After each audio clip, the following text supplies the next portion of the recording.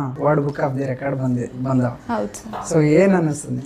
ನಂಗೆ ಭಾಳ ಖುಷಿ ಆಗ್ತದ್ರಿ. ಯಾಕಂತಂದ್ರೆ ಈ ಕಲ್ಯಾಣ ಕರ್ನಾಟಕ ಏನು ಇದೆಲ್ಲ ಅದಕ್ಕೆ ಹಿಂದುಳಿದ ಪ್ರದೇಶ ಅಂತ ಭಾಳ ಹೇಳ್ಕೊತಿರ್ತಾರೆ. ನಾವು ಸೌತ್ ಎಲ್ಲ ಕಾಂಪಿಟೇಷನ್ಗೆ ಹೋಗ್ತಿದ್ವಿ, ಅಲ್ಲೆಲ್ಲ ಏನು ನೀವು ಗುಲ್ಬರ್ಗದವ್ರ, ನೀವು ಹಂಗೆ ಅಂದ್ರೆ ಹಿಂದುಳಿದ ಪ್ರದೇಶ ಅಂತ ಹೇಳ್ತಿದ್ರು.